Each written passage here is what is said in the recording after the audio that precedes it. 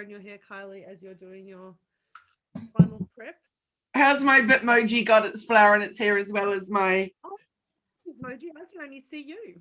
Oh, can you? Yeah. Oh, well, that's a good sign because all I can see is a giant screen of the Bitmoji. Oh no, I can see you beautiful in your black dress, which I do love. It's a new one. I haven't seen you in a black dress before. No, this isn't a new one, but I actually did buy a couple of new dresses while I was away. That was very exciting. Clothes in New Zealand are fabulous. Yes. Oh, yay. Okay, now I've got just you and I. So Okay. that's awesome. And phew. So, Jenni, I'm loving your jumper. That's a gorgeous color on you. And is it chilly up there? It is a bit chilly at the moment.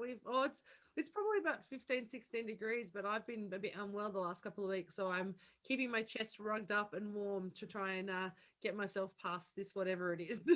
Oh, good on you. That's not good, is it? So I've been, as you know, away in New Zealand at my sister's wedding. And I think, well, I'm not sure the percentage, but a very large percentage of people from the wedding are sick with a little tummy bug, including my sister and her husband on their honeymoon. So that's not good, is it? No, it helps to have a cast iron stomach at a wedding, I think. Yeah.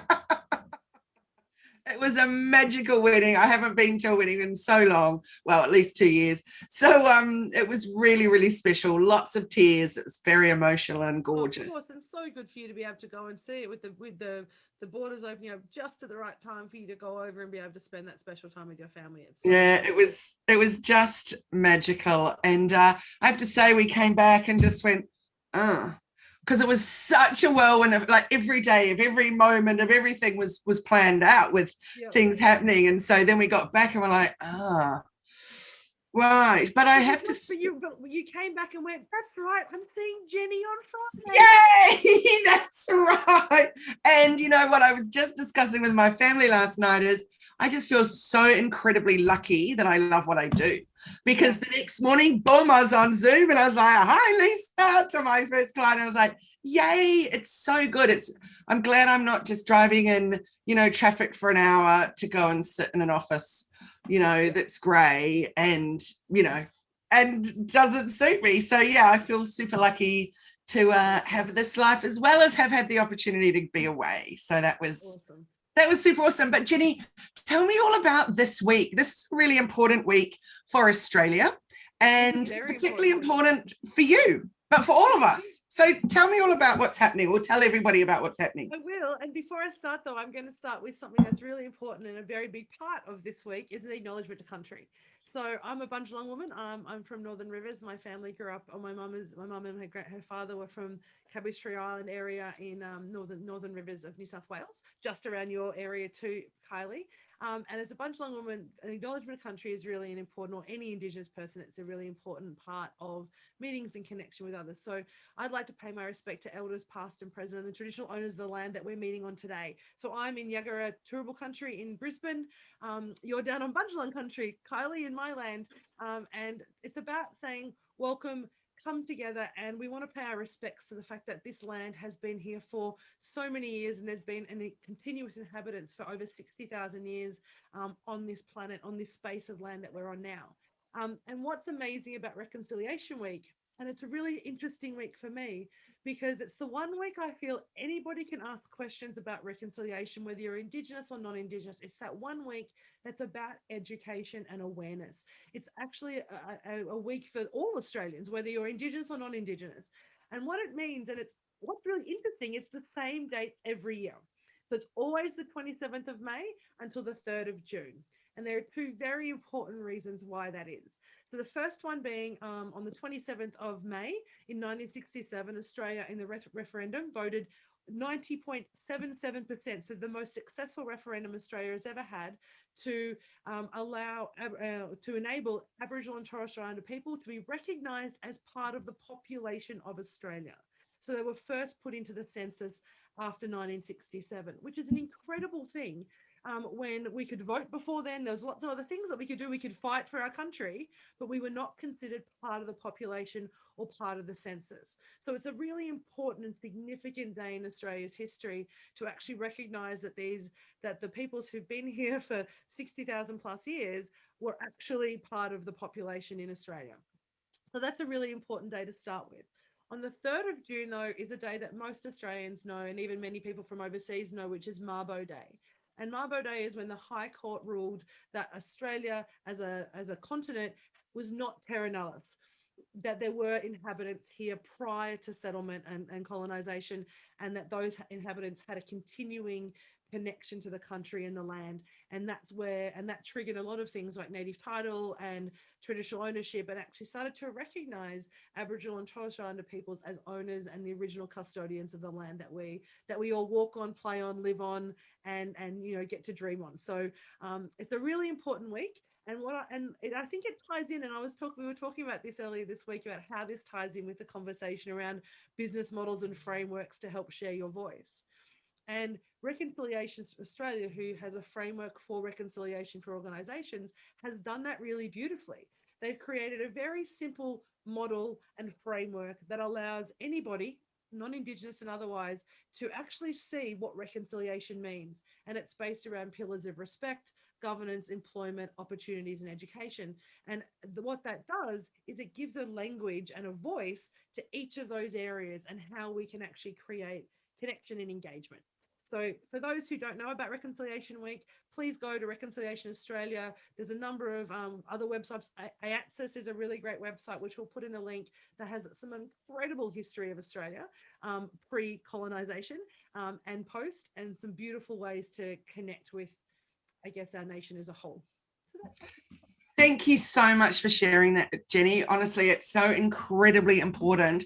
And actually, I did not know that was only in the 60s. Yeah.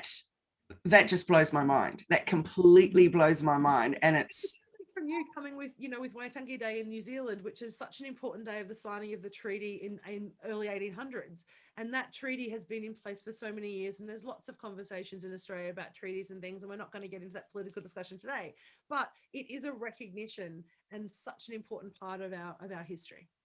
Yeah, isn't it just? And just to tell you a little bit about my trip is that my brother and my nieces also came with us. So Clover and I arrived a couple of days in New Zealand beforehand, and so did our little Auckland catch up, which is where we're from. But for my nieces, it was their first trip to New Zealand. And so what we did was we picked them up from the airport. My mum came too, and we headed straight down south. So we went to Rotorua, which is an amazing, amazing place to visit, has a lot of cultural significance. And we went to the Whakarewarewa, which is the only last living Māori village there. We had a beautiful guide that took us through, learned so much about the history. It was, I've been there many, many times, but to do that with the girls was just magical. And then we went to Waitomo Caves. We had another Māori guide there take us through. And then at one point she said, we got down into the cathedral under the ground where all the glowworms are and things. Oh, wow. And she said, who would like to sing? Oh, and the other thing, because of COVID, we were the only ones on each of our tours, which was just incredible. Not great for them, but super great for us. But while we were down inside the caves in this amazing cathedral, she said, who would like to sing? Because you won't have heard anything like your voice when you actually sing in here. And none of us were putting our hand up at all. But then my brother said to her, what about if you were to sing? And so she sang one of our traditional songs, Po Karakariana, and it was just the most, I cried and cried. It was the most, when you're talking about it was the most moving moment, I think, of my life. Every one of us standing there was crying.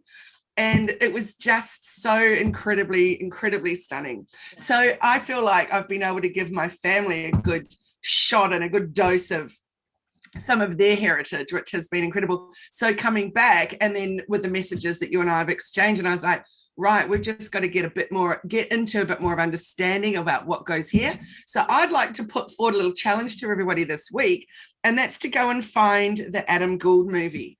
I'm pretty sure you can find it on Netflix, but my family, we went and watched it all together at the cinema. I think it was last year or maybe the year before when it first came out, and it was so moving and so powerful, and it really gave me so much more of an understanding that I just didn't have at all. So I'd like to put that one out there as a challenge, and there might be a different film that you could suggest of to give people a bit more of an understanding. Lots.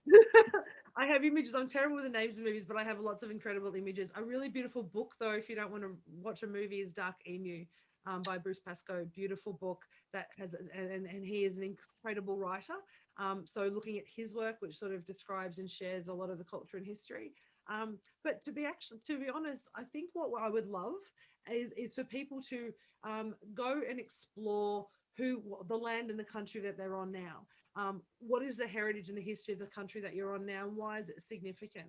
And in particular, things like AACTA, so it's the Australian Institute of Aboriginal and Torres Strait Islander peoples actually provides a full history, and they're actually the holder of all the history of Aboriginal and Torres Strait Islander people. So they have very rare books and very rare articles and papers that you can read, and they have a beautiful website that you can engage in to see what Aboriginal culture actually is, because there's so many definitions of what that looks like and so many different ways that can be represented. When you look at something like that, which is walking into essentially our version of the Heritage Museum in the US, what's it called, the Natural History Museum, we have that online. They've captured that beautifully online, so you can actually explore and look at little videos from all across Australia on that website. So it's a beautiful place to Beautiful, thank you. So when I first moved to Australia 26 years ago, I think 27 years ago maybe, I could not understand why there was no language in the schools. So in New Zealand, we grew up having to learn the Māori language in primary school.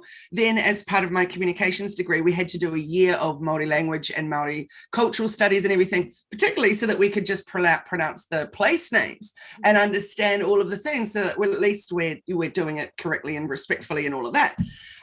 So I couldn't understand what was going on here. Where's all the language in primary schools? And then a dear friend of mine said, well, how would you do that? Because every area has a different language. So that was my first starting to understand, whoa, it's a completely different world than the one that I've come from, a very different way of doing it. So I love that you've put that challenge out there to us all to go and study about the country that we're on and find out more about that. So thanks for that. There was over 176, depending on how you look at it, depends on which history book you're looking through. But Australia was not a single nation. Australia was actually made up of over 200 plus nations of individual Aboriginal and then in the Torres Strait groups. And so having all those individual groups, it's like having, the suburb that I'm living in and the suburb next to me were two completely different nations from a land perspective. And that's how they managed resources. That's how they worked and engaged together. That's how they managed to survive, because it wasn't about one people's going from east to west. It was actually about using the resources in the space around you. And I think that's what's really fabulous around when we start to deep dive and look at the map of Australia and see what the pre-colonized map of Australia looked like. It's completely different.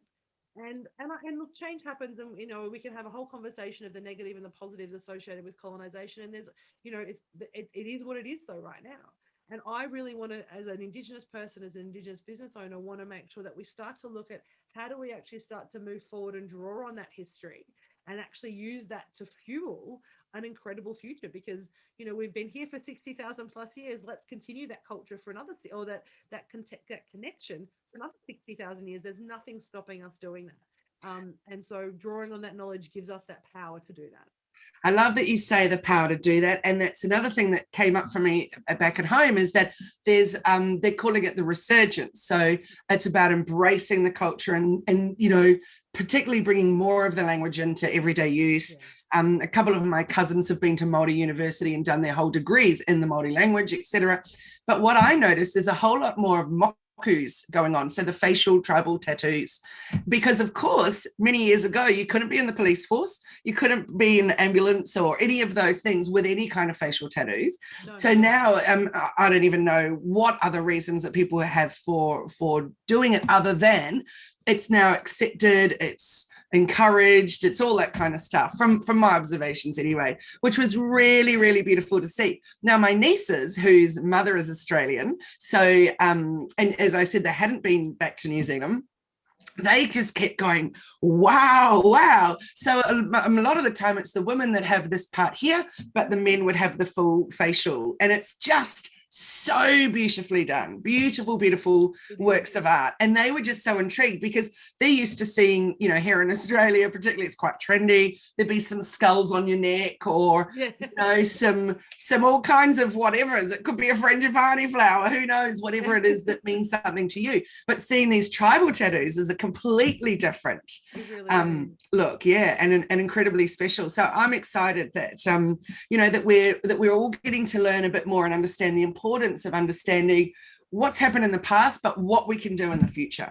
And this is the week to do it, because this is actually about all of Australia. It's not just about Aboriginal and Torres Strait Islander people. It's about how we as a nation now can work together to actually create change and rebuild a beautiful community. There's a number of communities that don't have the same opportunity, and this week is really about recognizing how we as a whole nation can start to identify and understand the challenges that sit across our nation, and how and the part we play in actually rebuilding that as a whole. So it is a really great week. So thank you for letting me know. Thank you, Jenni. And so I think it's a great opportunity that I can ask you this question then, which will help a lot of the people listening, is what's an appropriate way that we can talk about it when we're wanting to do social posts and acknowledge and all that kind of thing that's culturally sensitive? And because I think a lot of people might be similar to me, where we don't post because we don't want to do it in the wrong way. And I'll give you an example of with all that stuff that went on last year that was just horrific about Black Lives Matter and what was, you know, started in America. And then we thought it was great to get on that bandwagon and show our support. And then there was all this negativity around it saying, but if you don't employ someone that's Indigenous, if you don't this, if you don't this, if you don't this, then you have no right to say hashtag Black Lives Matter. And so then it put us back in a little box of don't put it out there, because you know, you can get vilified for even just trying to show some kind of support. So it was really tricky. So what is the best way that you could share with us how we could share? Like, is it that we could do our research on what country we're on and share the knowledge we have about that? Or do we feel awkward for getting it wrong, for example? So the first thing I would say is do an acknowledgement.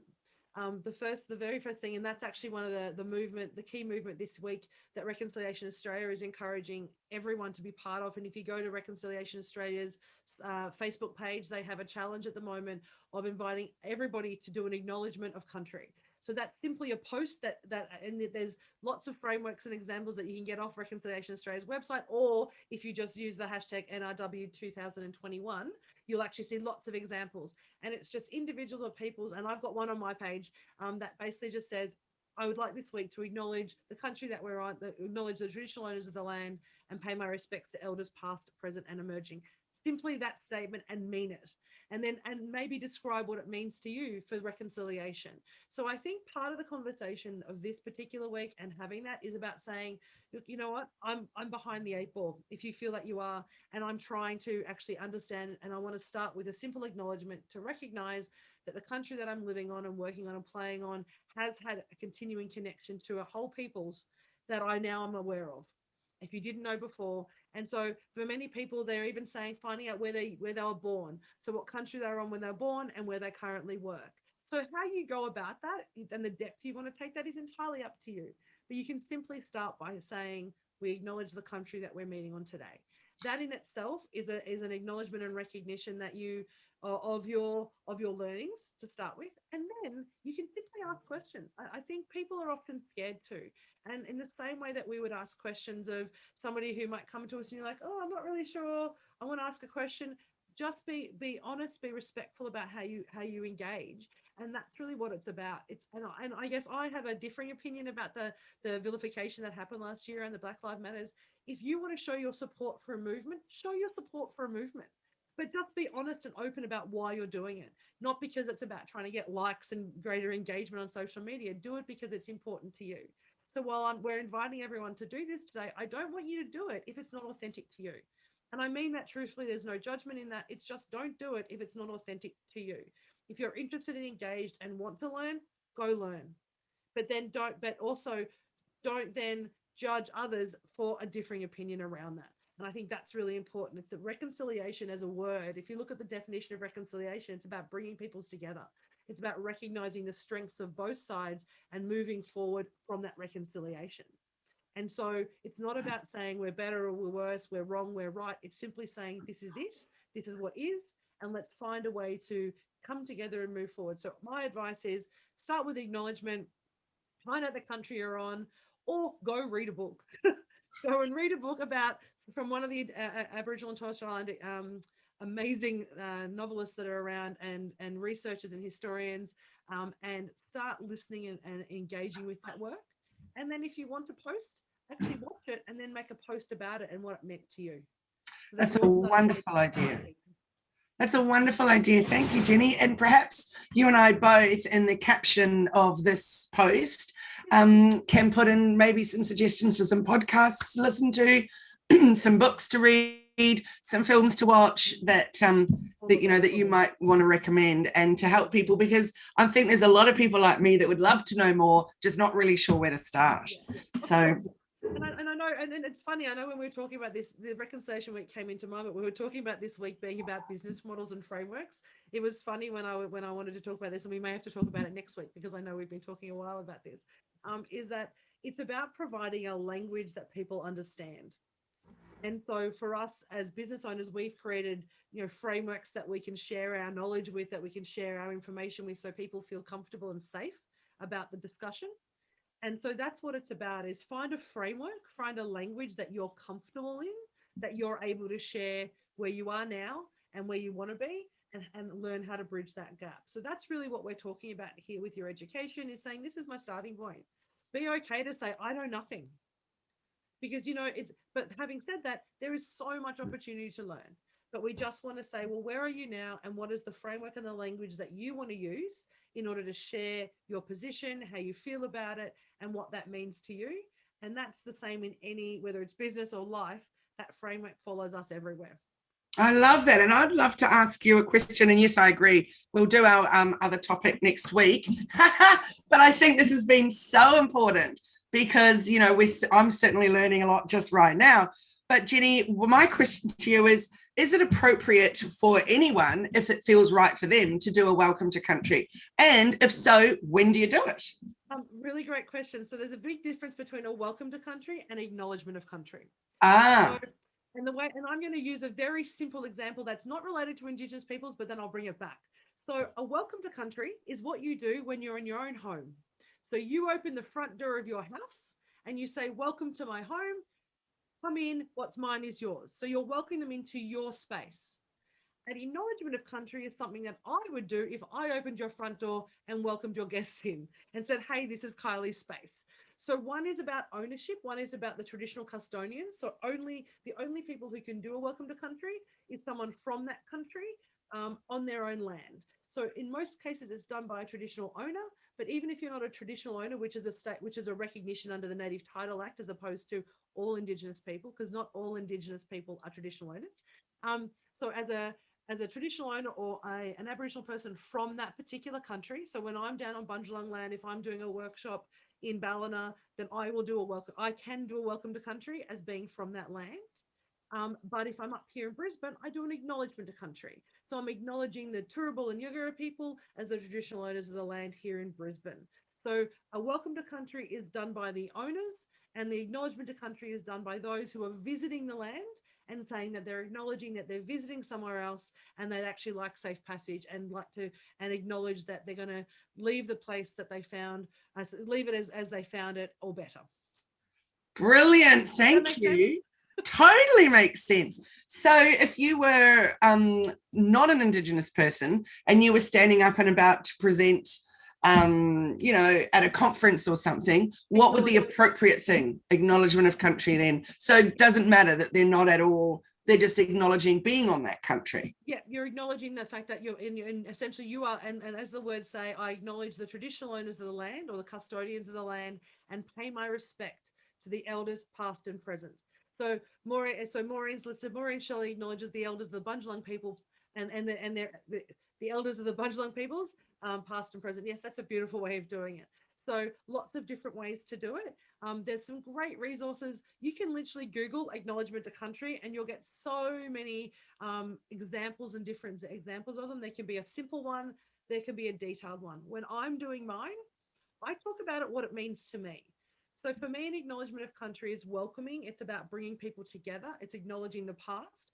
But I like to take the time when I do an acknowledgement to also say, why are we here? So I set the intention of the meeting of drawing on that knowledge and that history and saying, so we have an incredibly rich past, but in this room and wherever we're working, there's some incredible knowledge and experience here.